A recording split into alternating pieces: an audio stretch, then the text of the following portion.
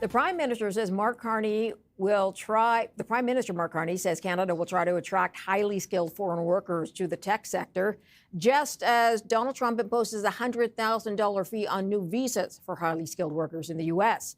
Here to tell us about the opportunity for this country is Bill MacGregor, citizen and immigration lawyer and partner at Gowling WLG. Thanks for joining us today. Thanks for having me. Can you first define for Canada what a skilled worker is? Skilled worker is going to be someone that has a high level of talent, higher education. We have an occupational system where we tier different levels of skill. So generally, skilled workers are going to be someone with a college degree or university degree. Okay, is that the same definition in the U.S.? In terms of the H-1B program we'll be talking about, yes, the H-1B program is aimed at university-educated positions. Is there a fee to getting this kind of work visa for Canada? Yes, in Canada, there is a work permit fee. It's not very much. It's $155 for a work permit. If you need what's called a labor market impact assessment, an employer would pay a $1,000 government fee for that particular application. Okay, so it's pretty clear that we could benefit here with that markup in the U.S.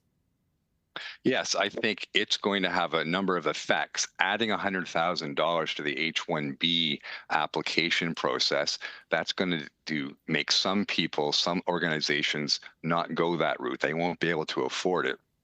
And secondly, especially lower, I'll call it lower level skilled positions. So newer software engineers, newer software developers in that US program, our employer is going to pay that $100,000 premium. I just don't think they will in many cases. That opens up opportunities for that talent to come to Canada. And what's the need like in this country for those positions?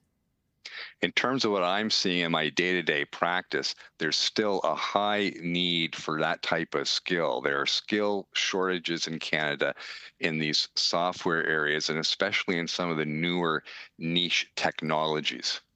That being said, as you know, Bill, Canada has sort of shut the door on huge immigration. So how does it work in balance with the immigration targets? I think there's always going to be this balance that one has to look at in terms of the local needs of the Canadian economy and some of the bigger picture impact of inflows of foreign nationals. But in particular, if we're looking at the H-1B type of applicant, that's a high skilled position. The type of applicant that we'd look to move to Canada, it's going to have benefits for the Canadian economy and Canadian companies being able to access that. And that's a good benefit overall, I think. Is Canada a good pick for these foreign trained workers? Do they want to come to Canada, or do many of them just want to go to the U.S.? I don't know if you see enough in your practice to give me an answer to that. I think Canada's got a great brand, and we have some advantages compared to the U.S. Certainly, lots of talent wants to go to the U.S. We're competing against that.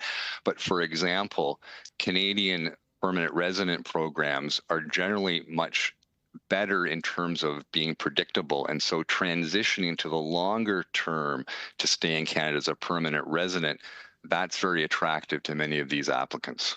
Okay, so do we need to change our policies in an effort to bring some of that talent here? We mentioned we have the need.